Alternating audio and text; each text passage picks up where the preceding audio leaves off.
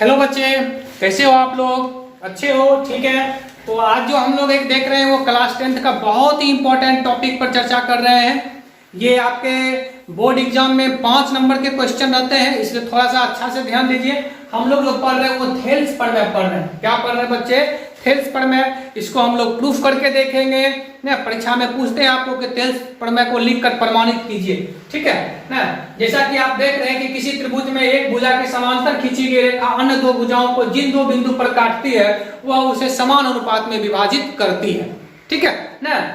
किसी त्रिभुज में एक भुजा के समांतर खींची गई रेखा, एक भुजा के समांतर खींची गई रेखा, ठीक है, अन्य दो भुजाओं को जिन दो बिंदु पर काटती है, जैसे कि अगर डी पर काटती है तो हमको दिखाना है कि ये बट्टे ये इसका जो है अनुपात क्या होता है, बराबर होता है, ठीक है। अंग्रेजी में अगर देखिए तो if line is drawn parallel to one side of a triangle to intersect other two side divided in same ratio, क्या होगा? Same ratio. किस रेशियो में है? तो सेम रेशियो में विभाजित करता है। इसी को आज हम लोग पढ़ेंगे, थेल्स प्रमेय को पढ़ेंगे, ठीक है ना।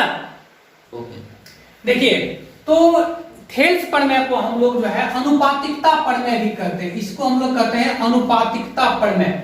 थेल्स प्रमेय जो होता है उसे हम लोग अनुपातिकता प्रमेय भी कहते हैं। क्या कहेंगे? अनुपातिकता प्रमेय, या इसको हम लोग बीपीटी भी कहते हैं। BPT, basic proportionality theorem. Basic proportionality theorem, अगर इसको लिखेंगे तो हम लिख सकते हैं इसको बेसिक ना प्रोपोर्शनलिटी थ्योरम।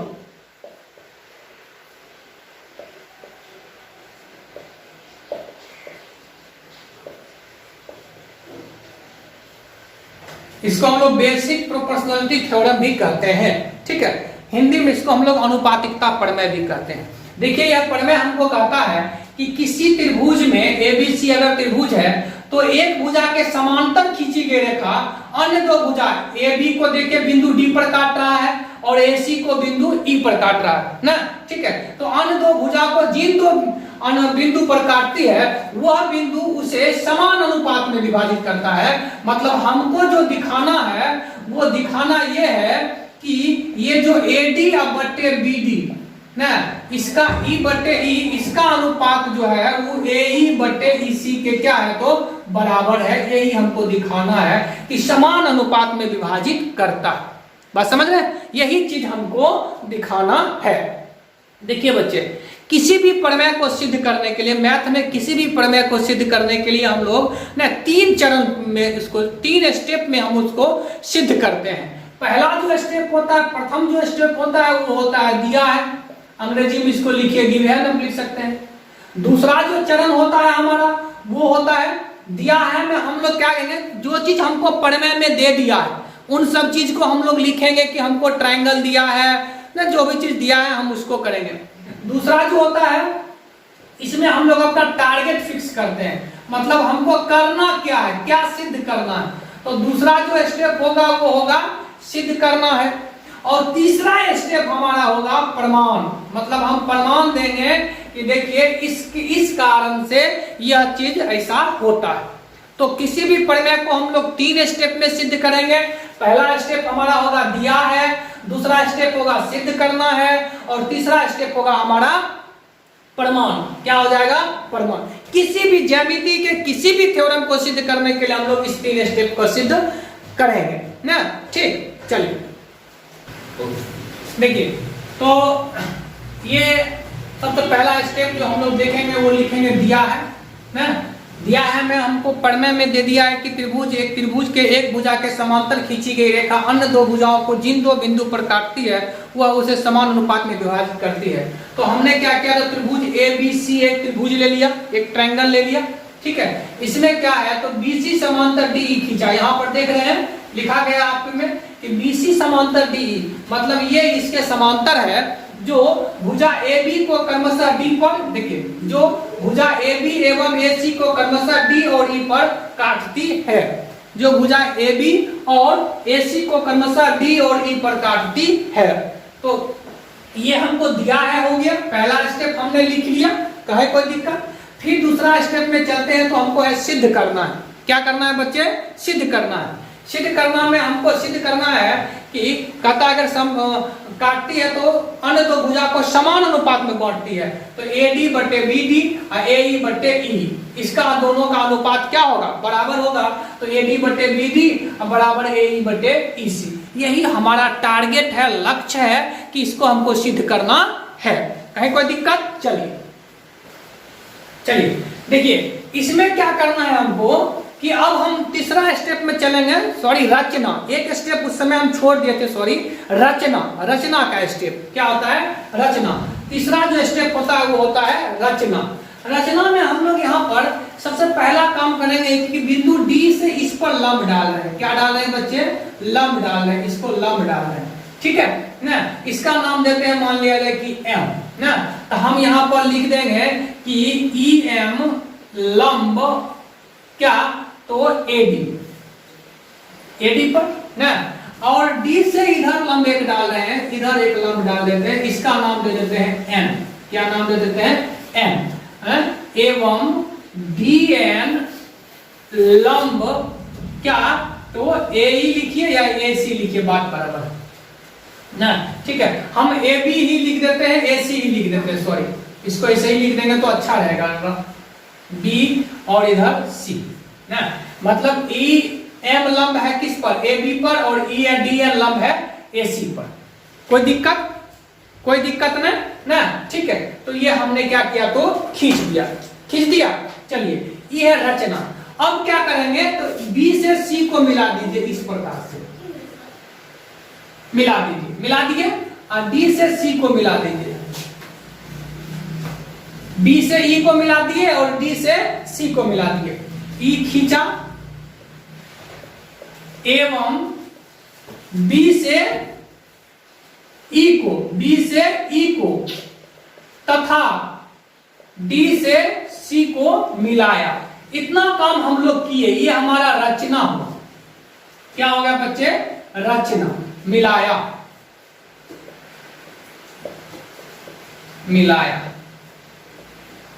क्या क्या रचना किए बाबू, थोड़ा सा ध्यान दीजिए। हमारा इस EM लंब खींच दिए हम AD पर, चाहे AB जो लिखिए, और DN लंब खींच दिए किस पर, AE पर खींच दिए। कहे कोई दिक्कत? कोई दिक्कत नहीं। चलिए दूसरा चीज क्या किए, तो B से E को इसको इससे मिला दिए, इसको इससे मिला दिए, ठीक है। देखिए सिद्ध करने में हम लोग करेंगे क्या, तो पहला हमको देखिए सिद्ध जो टारगेट, यहाँ पर हमारा टारगेट है थोड़ा सा इस पर थोड़ा सा गौर कीजिए। तो AD और BD है, AD और BD, तो ऐसा ट्रायंगल लेंगे जिसमें AD भी आ जाए और BD भी ले। तो अब यहाँ से तीसरा और फाइनल स्टेप हम लोग चलते हैं, सॉरी चौथा और फाइनल स्टेप चलते हैं परिमाण, ठीक है। परिमाण क्या देखेंगे, परिमाण में हम लोग क्या लिखेंगे ना, तो इधर देखिए, यहां पर देखिए, तो एरिया ऑफ ट्राइंगल ADE अब बट्टे एरिया ऑफ ट्राइंगल, देखिए यहां पर BD इसमें है तो BDE देखिए ई ट्राइंगल, देखिए एरिया ऑफ ट्राइंगल, थोड़ा सा जहां हमारा पेन चल रहा है ADE ई ट्राइंगल, बड़ा वाला ट्राइंगल देख रहे हैं, छोटा वाला ऊपर में ना, और इसके बाद ये ट्राइंगल देख लीजिए, तो BD और ये वाला ट्राइंगल देख रहे हैं। कहें इसका एरिया निकालना, तो त्रिभुज के क्षेत्रफल बराबर क्या होता है, 1/2 इंटू बेस इंटू हाइट, 1/2 गुने आधार गुने ऊंचाई। त्रिभुज का क्षेत्रफल बराबर क्या होता है, तो त्रिभुज का क्षेत्रफल बराबर होता है हमको 1/2 गुने आधार गुने क्या, तो ऊंचाई। तो बच्चा वाला चीज हम लोग पढ़ते आ रहे हैं, बचपन से पढ़ते आ रहे हैं, तो वही चीज लगाएंगे यहाँ पर 1/2। बताइए त्रिभुज ADE में आधार हम AD को ले लेते हैं, ऊंचाई हमारा क्या हो गया, तो ऊंचाई का मतलब होता है शीर्ष लंब, सम्मुख शीर्ष से डाला गया लंब, सम्मुख शीर्ष से। यहाँ पर देखिए E से डाला गया लंब EM, तो हो गया हमको ना EM लंब हो गया। चलिए अब क्या करेंगे इसको ना, तो इसी चीज को हम लोग क्या करेंगे, अब BDE में देखिए 1/2 ना, अब BD क्या हो गया, तो BD ठीक है, इसका शीर्ष लंब क्या होगा। हाँ अब यहाँ पर थोड़ा सा बच्चे ध्यान दीजिएगा, इसका शीर्ष लंब भी हम लोग जो है EM ही लेते हैं, EM ही। ये पर यहाँ पर थोड़ा सा कंफ्यूजन आपको होगा कि सर जी ADE का शीर्ष लंब भी आप EM लिए हैं, आप BDE का शीर्ष लंब भी EM, मतलब इस त्रिभुज का भी शीर्ष लंब सर आप EM लेते हैं, ऐसा क्यों? थोड़ा सा प्रॉब्लम हुआ? चलिए बिल्कुल प्रॉब्लम नहीं होने देंगे। एक मान लिया जाए कि इस तरह का हम त्रिभुज बनाते हैं, बनाते हैं, चलिए बनाए, दिखाई पड़ रहा है ना, इस प्रकार का त्रिभुज बनाए, इसका आधार E है, E आधार है ना। तो बताइए अगर इस आधार को थोड़ा सा बढ़ा दें तो कोई दिक्कत हो? इससे जो लंब डालेंगे यही इसका मैक्सिमम हाइट हो जाएगा। इस त्रिभुज का मैक्सिमम हाइट क्या होगा? तो यही ना होगा। देखिए ये हाइट इस त्रिभुज में नहीं है, लेकिन अगर ऐसा खींचते तो ऐसा होता ना। जैसे कि हम एक उदाहरण देते हैं, इसको अगर आप देखिए तो इसी प्रकार का ट्रायंगल है, इसी चीज का ट्रायंगल हम यहाँ पर बनाए हैं। देखिए इसी प्रकार से है, इसका आधार लेते हैं, इसका इसी प्रकार से है ना। अगर इसको ऐसे हम रख दें ना, ऐसे करके आप ऐसे करके हम अगर रख दें तो यहाँ देखिए ये हमारा आधार हो जाएगा और ये सम्मुख शीर्ष से जो लंब डालेंगे वही शीर्ष लंब होगा।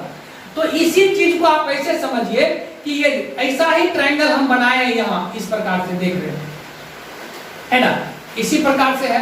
अब इस भुजा को जो है, इस भुजा को थोड़ा सा क्या किया गया, बढ़ाया गया है, इस भुजा को थोड़ा सा बढ़ाया गया है और इससे इस पर लंब है, तो वही लंब इसका मैक्सिमम हाइट हो जाएगा। इस बात को समझे? अब समझ चुके होंगे। तो इस प्रकार से देखिए ये आधार है, इसको हमने क्या क्या बढ़ा दिया, अब इससे इस पर लंब डाल दिए, कोई दिक्कत नहीं।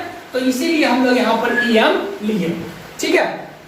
चलिए तो देखिए बच्चे यहाँ पर आप देखिएगा कि EM और EM कट गया, E हाफ और हाफ कट गया, तो हमको आ गया एरिया ऑफ ट्रायंगल ADE बटे एरिया ऑफ ट्रायंगल BDE बराबर AD बटे BD। आप गौर कीजिए, देखिए जो सिद्ध करना है उसका हाफ पोर्शन तो हम ले आए, AD बटे BD ले आए, कहीं पर कोई दिक्कत? इसको इक्वेशन फर्स्ट मान लीजिए, समीकरण फर्स्ट, ठीक है। चलिए अब चलते हैं, हम लोग थोड़ा सा आगे बढ़ते हैं ना। फिर से हम लेते हैं एरिया ऑफ ट्रायंगल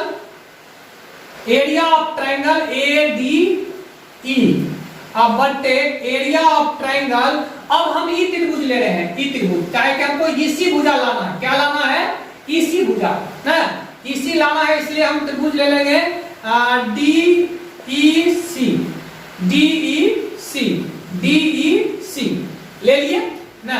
अब देखिए तो इसको लिख सकते हैं हम लोग 1/2, इसका बेस अभी लेते हैं, अभी बेस लेंगे तो शीर्षलंब क्या हो जाएगा? ई शीर्षलंब हो जाएगा। ई बेस हम लेते हैं AE, क्योंकि यहां पर देख रहे हैं हमको AE लाना है, क्या लाना है? AE गुने ना, इसका शीर्षलंब ले लेते हैं क्या? तो DN, क्या ले लेते हैं? DN। फिर उसी प्रकार से इसका आधार ले लेते हैं कितना? EC और इसका भी शीर्षलंब DE, उसी प्रकार का त्रिभुज ये भी है, देख रहे हैं, तो ये हो जाएगा DN, कोई दिक्कत? तो फिर DN खत्म, हाफ खत्म, तो हमारा चला आया एरिया ऑफ ट्रायंगल ADE बटे एरिया ऑफ ट्रायंगल DEC बराबर AE बटे AEC। अब देखिए इक्वेशन 2, कहे कोई दिक्कत? कोई दिक्कत नहीं, ओके। देखिए यहाँ पर देखिए बच्चे, तो यहाँ पर एरिया ऑफ ट्रायंगल AD है, यहाँ भी एरिया ऑफ ट्रायंगल AD है ना, ठीक है। अगर एरिया ऑफ ट्रायंगल BD और एरिया ऑफ ट्रायंगल DEC में देखिए तो कोई रिलेशन बनता है? बिल्कुल रिलेशन बनता है। नम्मा में हम एक पढ़ने पढ़े थे कि एक ही आधार पर और दो समांतर रेखा, मान लीजिए कि इसी पर अगर एक ही आधार को लेकर जितना भी त्रिभुज बना लें, चाहे ये त्रिभुज ले लें और चाहे ये त्रिभुज ले लें, आप देखिए तो दोनों त्रिभुज का आधार यही है, यही आधार है ना। तो एक ही आधार और दो समांतर रेखाओं के बीच बने त्रिभुज के सभी क्षेत्रफल क्या होंगे? बराबर होंगे ना, हम पढ़े थे। अब इस क्षेत्रफल का, चाहे इस पर जितना भी आप बना लीजिए त्रिभुज, जितना भी त्रिभुज बना लीजिए, अगर आधार उसका बराबर है और दोनों रेखा अगर समांतर है, ठीक है, आधार देख रहे हैं, यही आधार है, आधार अगर बराबर है और दोनों रेखा अगर समांतर है तो निश्चित तौर पर इसके जितने भी त्रिभुज बनेंगे सभी के क्षेत्रफल क्या होंगे, बराबर। अब बताइए, हमको पहले दिया गया है कि DE और BC क्या है, समांतर है। देखिए तो त्रिभुज BDE का आधार BE लेते हैं और त्रिभुज DEC का आधार भी लेते हैं, आधार सेम हो गया, ई समांतर रेखा के बीच ही है, तो एक ही आधार और दो समांतर रेखा के बीच बने त्रिभुज के क्षेत्रफल क्या होते हैं, बराबर होते हैं। यहाँ पर लिखेंगे चूंकि एक ही आधार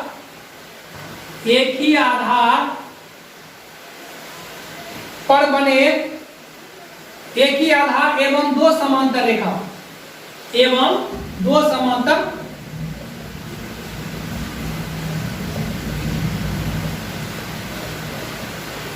रेखाओं के बीच बने त्रिभुज का क्षेत्रफल बराबर होता है। बने त्रिभुज का क्षेत्रफल बराबर होता है ना, ये बराबर होता है, ठीक है। तो इसलिए हम लिख सकते हैं, यहां पर थोड़ा सा इधर ध्यान दीजिएगा बच्चे, इधर ध्यान दीजिएगा ना, लिख सकते हैं हम लोग एरिया ऑफ ट्रायंगल BDE अब बराबर एरिया ऑफ ट्रायंगल DEC, ये हम लोग लिख सकते हैं, एरिया ऑफ ट्रायंगल BDE बराबर एरिया ऑफ ट्रायंगल DEC, बराबर हो गया। चलिए ना, तो अब देखिए ऊपर का दोनों का बराबर है, नीचे का भी हम बराबर कर दिए यहां से, ठीक है ना, तो इसलिए समीकरण 1 और 2 के LHS क्या हो गए, बराबर हो गए। अगर LHS बराबर है तो RHS भी क्या हो जाएगा, बराबर हो जाएगा ना, तो इसको थोड़ा सा लिख लिए। चलिए अब थोड़ा सा हम लोग क्या करेंगे, एक लाइन और लिखेंगे, क्योंकि समीकरण 1 और 2 के LHS क्या है, बराबर है, इसलिए RHS भी क्या हो जाएंगे, बराबर, क्या हो जाएंगे, बराबर। चलिए तो कहता है, देखिए समीकरण 1 और 2 के LHS दोनों बराबर हो गया। अरे AD और AD तो वही त्रिभुज है, E और E हम बराबर कर दिए, RHS बराबर हो गया, इसलिए RHS भी क्या हो गया, RHS भी बराबर हो गया। तो AD बटे BD अब बराबर AE बटे EC, यही हमको क्या करना था, सिद्ध करना था। ये हो गया हमारा, हमको प्रूफ, क्या हो गया, यही साबित करना था, यही साबित करना था, साबित करना।